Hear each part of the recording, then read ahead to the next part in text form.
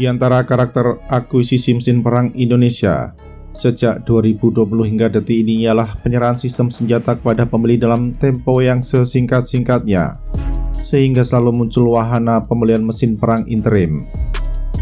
Telah lama terdengar warta tentang kapal selam interim, fregat interim, dan pesawat tempur interim, namun tidak ada maklumat tentang rudal interim dan munisi interim.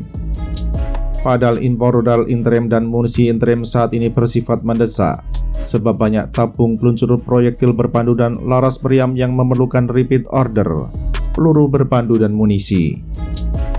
Boleh jadi pengadaan peralatan perang diperlakukan seperti membeli kacang di warung atau minimarket, yakni barang yang hendak dibeli sudah tersedia, sehingga tinggal bayar dan ambil saja.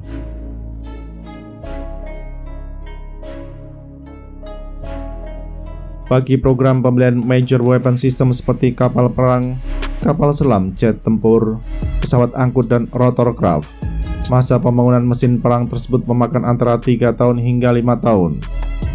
Waktu demikian dihitung sejak kontrak berstatus efektif dan bukan masa sejak kontrak ditandatangani.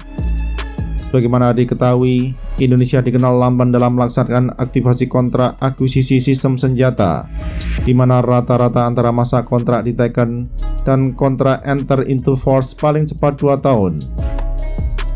Sementara di sisi lain, pemilu presiden dilaksanakan tiap 5 tahun sekali, sehingga jika memilih mendatangkan mesin perang baru, maka kegiatan itu tidak dapat dijadikan bahan kampanye agar terpilih kembali guna menghuni Istana Merdeka.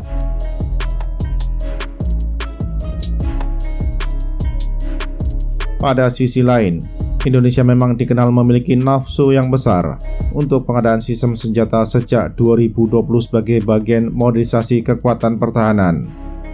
Tidak dapat dibantah bahwa dibutuhkan modernisasi kekuatan pertahanan negeri ini, mengingat mesin perang buatan 1960-an hingga 1980-an masih tercatat sebagai andalan guna menghadapi perang. Program MEF yang dilaksanakan pada jangka 2010-2024 belum mampu menuntaskan keperluan modernisasi kekuatan pertahanan karena kapasitas fiskal pemerintah yang terbatas. Bahkan pada tempo 2020-2024, Kementerian Pertahanan secara sepihak mengubah istilah MEF menjadi EF alias Essential Force, walaupun secara resmi MEF masih berlaku.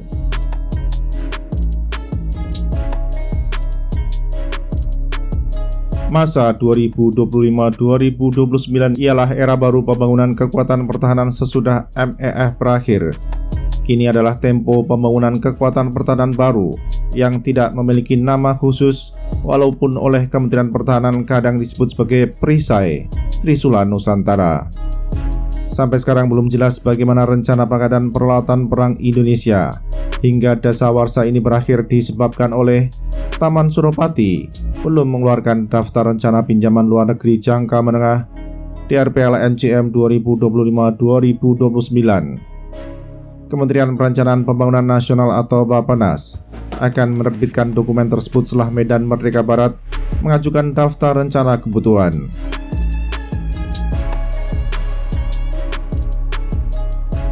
Pengeluaran Blue Book, di mana tercantum berapa besaran pinjaman luar negeri atau PLN bagi Kementerian Pertahanan, tentu saja berbanding lurus dengan proyeksi kapasitas fiskal pemerintah hingga dekade ini selesai. Situasi ekonomi Indonesia masa sekarang memperlihatkan cabaran besar yang dihadapi, seperti gejolak geopolitik sejagat, ekonomi global yang tidak tangguh, dan perang dagang yang dipicu oleh Presiden Amerika Serikat Donald Trump. Ekonomi domestik Indonesia pun menghadapi headwind, seperti penurunan jumlah kelas menengah, gelombang PHK yang minimal mencapai 26.000 orang sampai bulan kelima tahun ini, dan menurunnya daya beli masyarakat.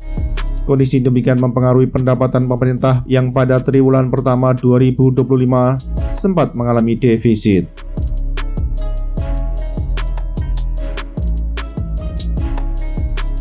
Pendapatan defisit tidak menyurutkan pemerintah untuk belanja jor-joran demi program seperti makan bergizi gratis senilai 112 triliun rupiah dan Koperasi Merah Putih senilai 200 triliun rupiah.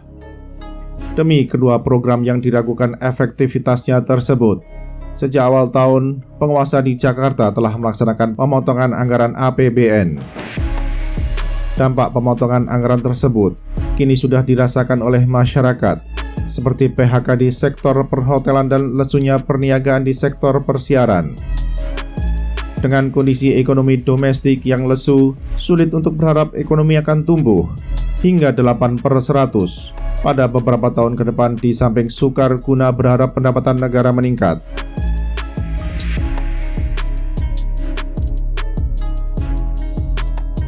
Meskipun Taman Suropati belum mempublikasikan DRPL NCM 2025-2029, akan tetapi sudah nampak nafsu besar belanja Medan Merdeka Barat. Kementerian Pertahanan dalam 8 bulan belakangan sudah membuat sejumlah komitmen dengan sejumlah negara untuk mendatangkan peralatan perang buatan negara-negara itu ke Indonesia. Jakarta saat ini setidaknya memiliki komitmen mengimpor senjata dari Washington, Beijing, Ankara, dan Roma.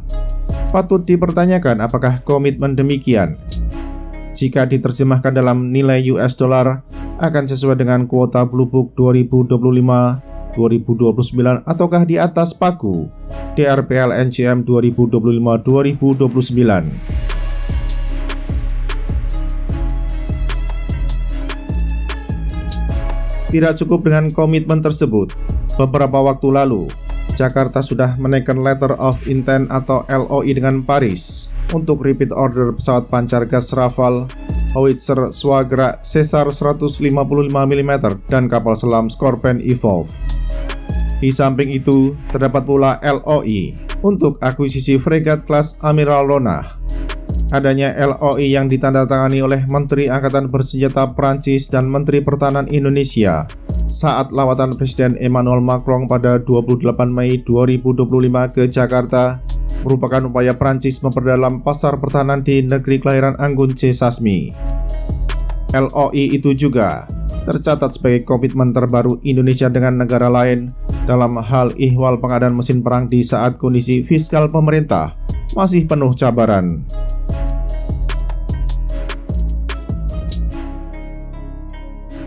Terkait dengan LOI Jakarta dan Paris untuk pembelian mesin perang buatan Prancis, terdapat sejumlah hal yang patut untuk diperhatikan. Pertama, perencanaan pertahanan. Sampai kini belum jelas bagaimana posisi LOI tersebut dengan perencanaan pertahanan yang disusun oleh Medan Merdeka Barat. Bagaimanapun, LOI Indonesia dan Prancis harus diterjemahkan dalam perencanaan pertahanan. Andai kata Jakarta hendak menunaikan janji guna repeat order beberapa mesin perang buatan Paris.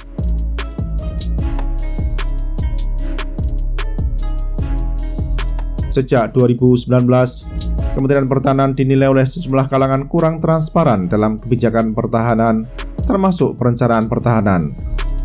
Semua hal ihwal tentang pertahanan dipandang sebagai rahasia negara, sehingga dokumen yang sejak 2002 bersifat terbuka pun tiba-tiba menjadi rahasia negara.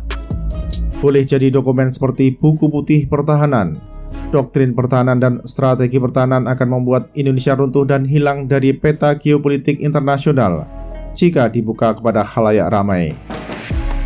Padahal ketika Indonesia dipimpin oleh Abituren Akabri Darat 1973, Jakarta memberikan akses pada masyarakat untuk berkas-berkas tersebut, dan Indonesia tidak runtuh dan tidak hilang dari peta geopolitik antar bangsa.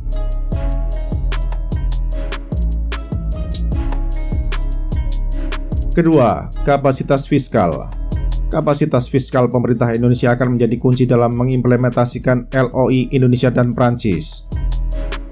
Andai kata mengacu pada kemampuan fiskal saat ini, sukar untuk melakukan realisasi LOI tersebut pada jangka 2025-2029, kecuali program-program lain dikorbankan. Di antara program prioritas akuisisi mesin perang pada masa ini ialah F-15IX, mengingat Jakarta sudah terlanjur berjanji kepada Washington.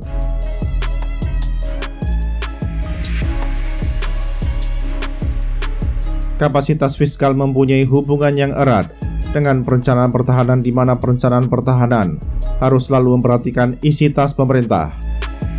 Salah satu penentu seberapa dalam isi tas penguasa di Jakarta ialah situasi ekonomi. Sebab kondisi ekonomi yang prima akan menghasilkan pendapatan pemerintah yang bagus. Sebaliknya, keadaan ekonomi yang buruk akan membuahkan pendapatan pemerintah yang teruk. Mengingat kondisi ekonomi global dan domestik yang penuh tantangan di masa sekarang, belum dapat dipastikan bahwa kapasitas fiskal di era pemerintahan Presiden Prabowo Subianto sampai 2029 akan cerah tanpa berawan.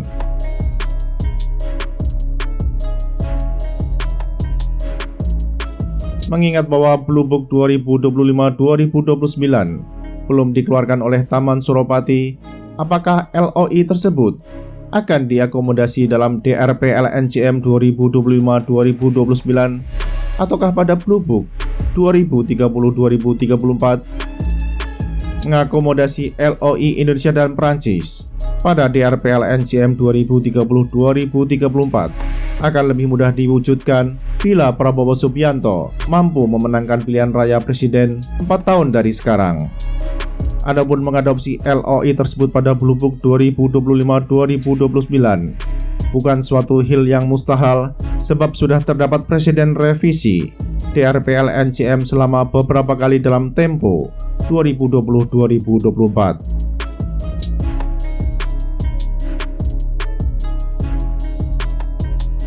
Walakin belum jelas apakah semua butir LOI dapat diwadahi dalam DRP LNCM 2025-2029 dengan pengecualian rencana akuisisi meriam gerak sendiri produksi KNDS France. Upaya memasukkan program Repeat Order Howitzer yang sudah proven tersebut dalam Blue Book 2025-2029 lebih gampang disebabkan nilai kontraknya tidak akan sebesar pengadaan jet tempur dan kapal selam. Sebaliknya, ikhtiar menjadikan Repeat Order Rafale dan Scorpion menjadi bagian DRP LNCM 2025-2029 akan menemui jalan terjal dari sisi fiskal, kecuali program pengadaan sistem senjata lainnya dipangkas.